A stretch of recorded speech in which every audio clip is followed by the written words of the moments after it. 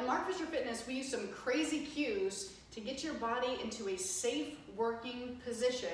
And a lot of the cues we use are gonna be about the pelvic bowl and the rib cage. The first one, porn star, and it looks just like it sounds. So we're gonna put your feet under your hips, hands on your hips, and I want you to pretend like you have a big bowl of Lucky Charms, and we're just gonna start sloshing that bowl around, right? You can jiggle it around.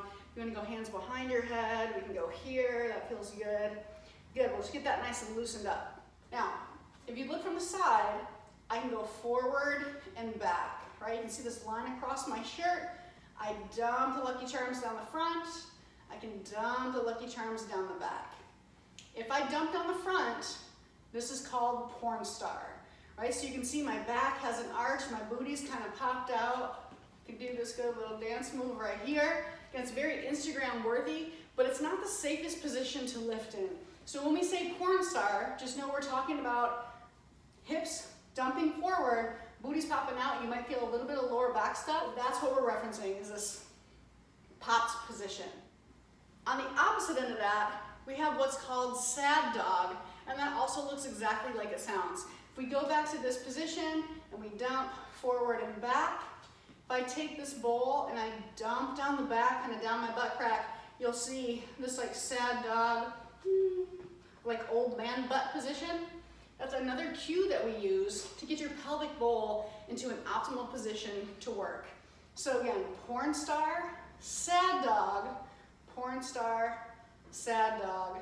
And if you want to learn how to twerk, that's all that is. Porn star, sad dog, back and forth really fast. The last one we have is called rib cage boner. And it sounds awesome, but there's only one exercise where we actually want rib cage boner, and for most of the other exercises, we don't want that. And that's coming from the rib cage. So if I put my hands on my ribs and I inhale, you can see that kind of separate, my hands open up, I'm kind of puffed up in my chest. If I exhale, my hands come back together, my ribs close down, I'm in a more braced plank position, and that's really what we're going for.